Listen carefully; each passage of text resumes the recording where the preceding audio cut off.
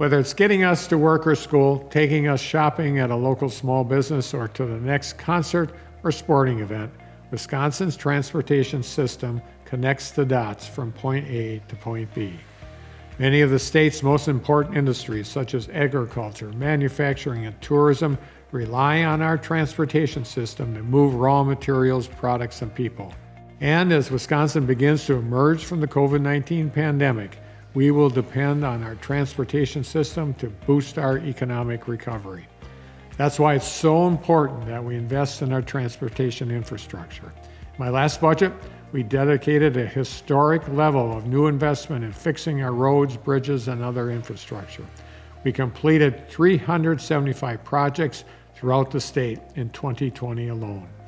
Now our 2021-2023 budget proposal continues these investments in transportation.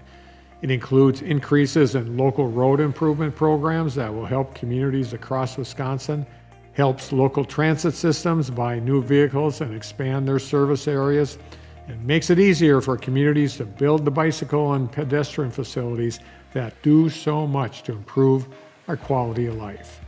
That's what we're really investing in when we invest in transportation, improving the quality of life for all the people of Wisconsin. Next, Transportation Secretary Designee Craig Thompson is checking in with local leaders about how investments in transportation are paying off in their communities. In the previous budget, it included really an historic investment in transportation, revenue that hadn't been increased to that level in over a generation. I just was wondering if you want to talk a little bit about what that increased aid to the locals meant.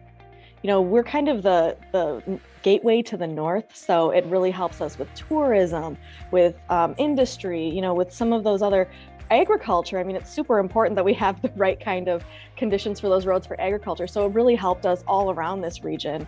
Especially wonderful out of the last budget was the MLS program that went through. That allowed us to get 3 load-posted bridges that were hindering ag traffic and goods and services in 3 different parts of the county. Northeast Wisconsin, what we've seen is that we've been able to maintain a strong manufacturing base where we're making products that are being shipped across the United States, if not globally. To get products from location to market, it requires to have a strong, robust transportation system. So in the budget that we're proposing this time around, there isn't the same level of increased new revenue, but we did want to make sure that we didn't lose ground on all the progress we made in the last budget, and that we would still be able to make some strategic investments in this budget. So just some thoughts on if we're able to maintain that in the budget, what that might mean for you. So any increases that we can get into general transportation aids really goes a long way toward helping us maintain our current system, making sure that the folks can get from point A to point B, that the economic engine that is Wisconsin can keep moving and flowing. Well, we certainly have plenty of infrastructure projects in Brown County that would certainly be eligible candidates for those dollars, and infrastructure is the number one concern of our residents, not only here in Brown County, but statewide.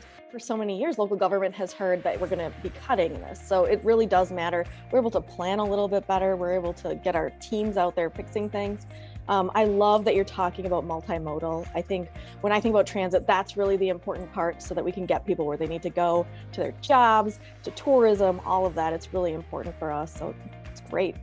As you just heard, communities across Wisconsin are seeing positive results from the state's investment in our transportation infrastructure. We've made good progress, but there is still much to be done to improve mobility options for people all over our state. Let's get to work, folks.